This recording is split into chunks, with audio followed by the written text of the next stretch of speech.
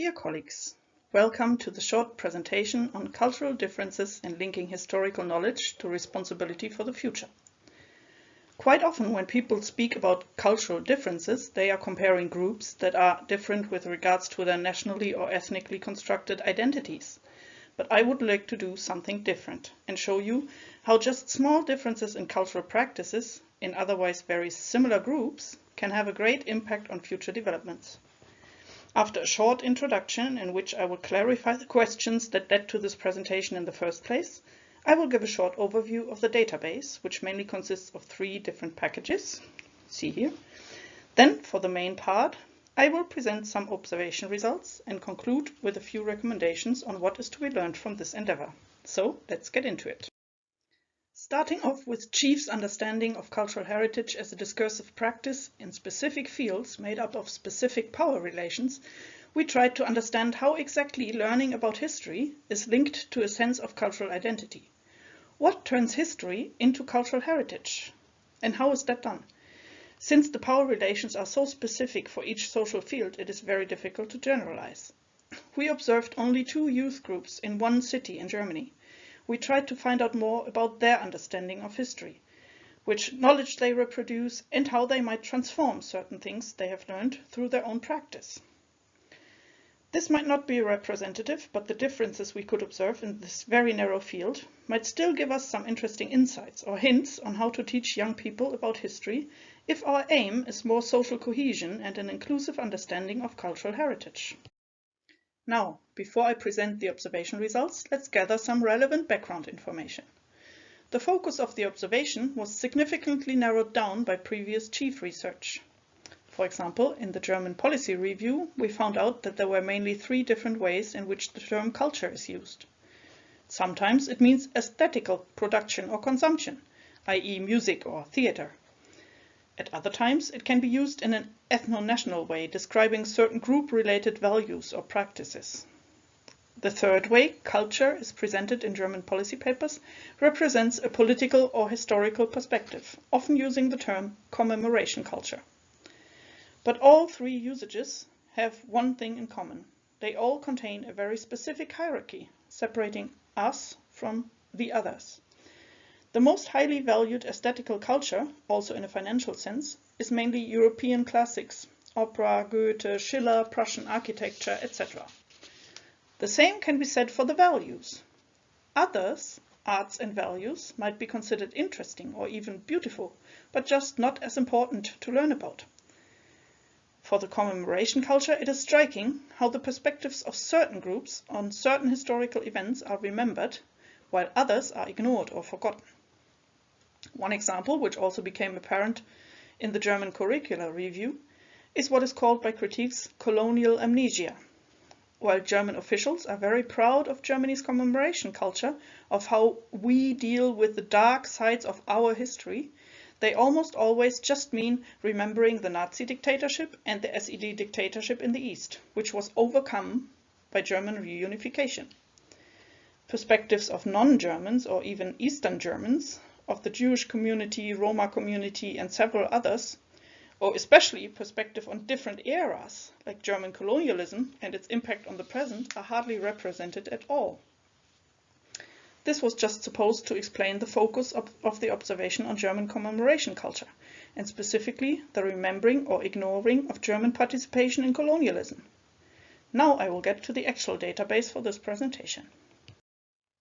The empirical data analyzed here was gathered through participant observation at 2 youth conferences held by 2 different non-formal organizations, Activists for Europe and Activists for Nature, in the same city in northern Germany.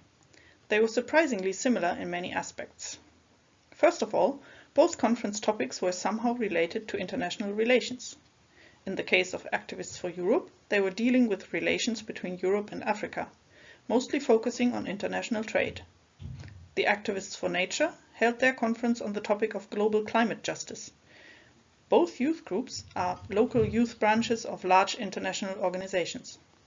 Both invited international speakers from non-European countries. And while the conference from Activists for Nature was slightly more public and therefore larger, The participants still resembled each other with regards to their socio-economic profiles and educational background based on the information given during discussions. They were all mainly white German university students in both organizations, with clothing reflecting a middle to upper class style. Yet the ways in which they considered the same historical events and developments as affecting their own lives, and in which they claim responsibility with regards to historical injustices, are vastly different.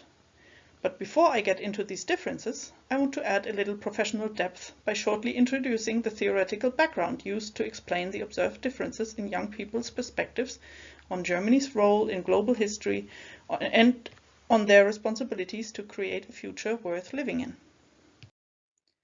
Following the assumption that cultural education of young people generally takes place in institutions following certain goals, we can state that one of these goals, that most institutions do follow, is economic growth. This paradigm has never been unchallenged, but it is still very dominant in basically every field of politics and in education. The well-known side effects, such as growing social inequality, environmental degradation, etc., have led to several calls from highly recognized intellectuals, but also from young people, like a very famous girl from Sweden who activated her peers all over the world to skip school on Fridays and stand up for what is really important, to say it in one word, sustainability. One of the theoretical approaches in this direction comes from Noam Chomsky, who already in the 60s specifically linked social responsibility to privilege. To him, especially privileged people who have access to universities and broad knowledge archives, to research methods and networks, also have a great responsibility to use this privilege to change the world for the better. A second approach that was pivotal for this analysis was the concept of social generativity by Magatti et al. To them, a neoliberal society is in the stage of adolescence and needs to mature. For individuals, that would mean shifting from the neoliberal concept of individualization to individuation, which overcomes self-centeredness and allows room for others' interests as well. A third theoretical concept used in the analysis was invented by Hartmut Rosa and is called resonance. This is a metaphor meaning neither owning the environment nor being victimized by it, but instead sending out and listening to vibrations that are being reflected or sent out by oneself, other humans, nature, etc., trying to get them to resonate in harmony. He states that the current paradigm of sovereignty, which is at the base of economic growth, and which structures all relations between humans and their environment in modern societies, necessarily leads to escalation and aggression. According to him, no structural reform could change that unless this underlying paradigm is transformed. So, now after the background is outlined, let's get into the actual observation. I will present three different aspects of the results. Starting with youth action, showing how these young people engage in creating a future.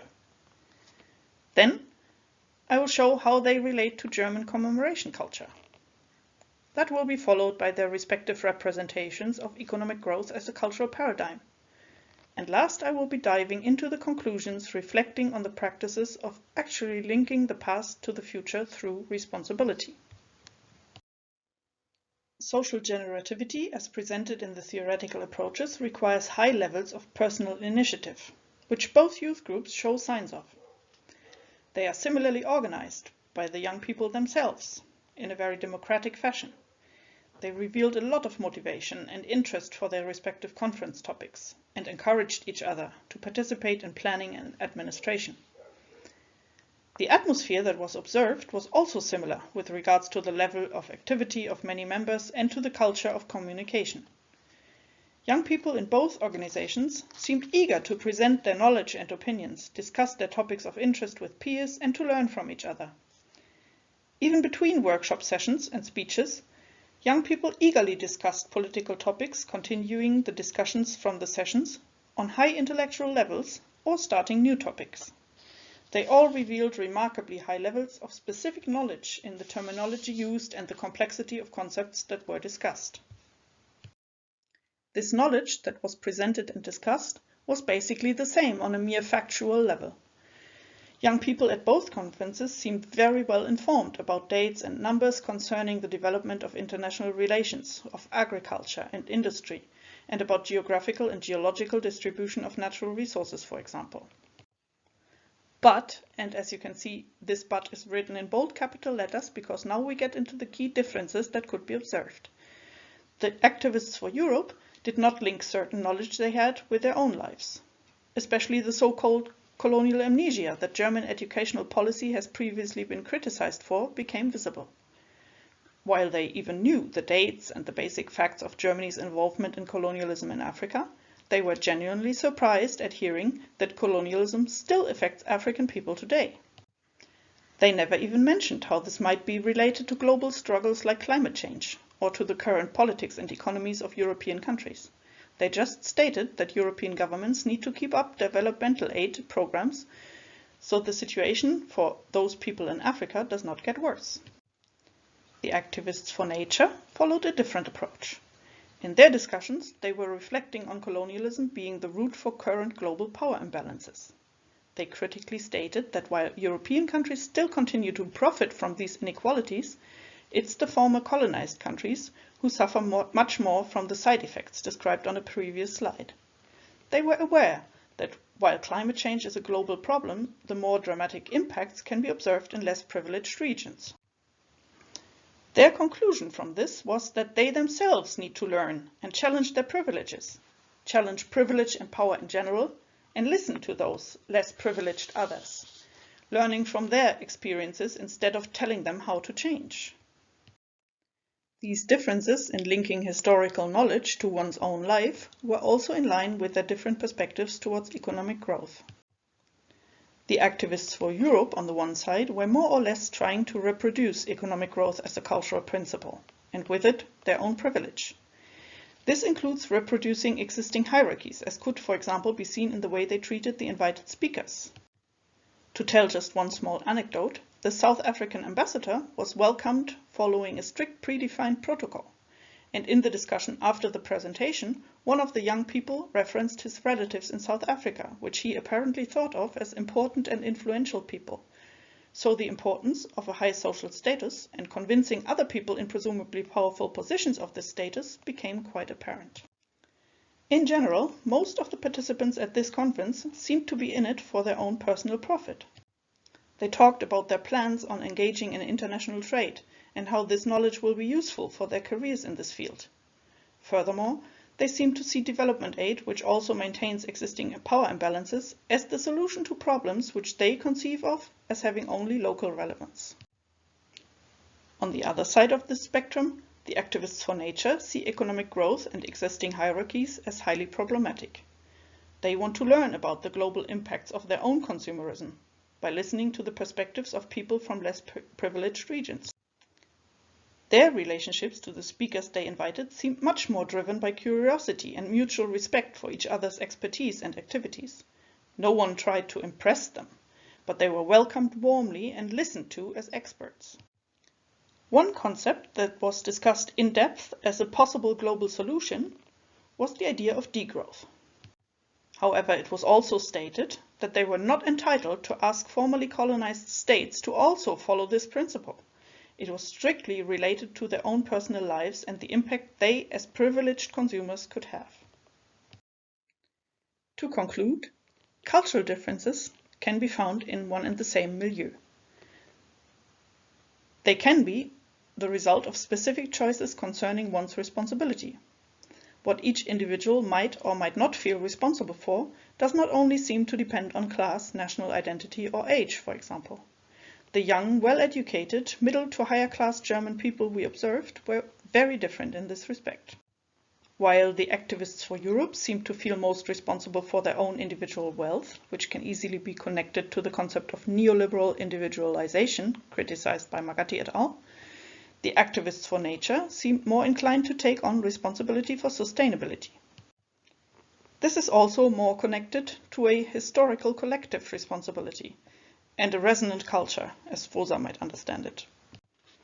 The main cultural difference here could be described as distinctive culture, focusing on individual responsibility for individual status on the one hand, and resonant culture, connecting past and future individual practices and global impact, and taking on responsibility for changing the world for the better on the other. So, what can we learn from this with regards to educating young people on history and their cultural heritage?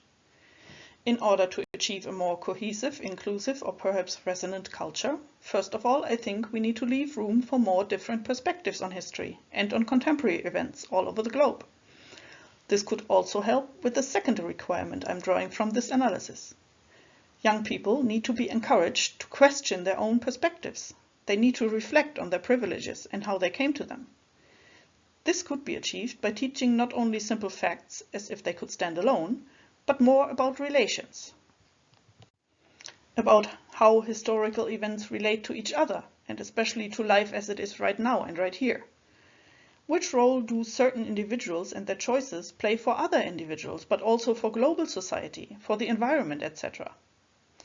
In short, we could go with a concept introduced by Hoskins, focusing more on the connective instead of the collective qualities of memory, trying to find all the ways in which history connects us, to gain a more cohesive understanding of cultural heritage. Thank you for listening.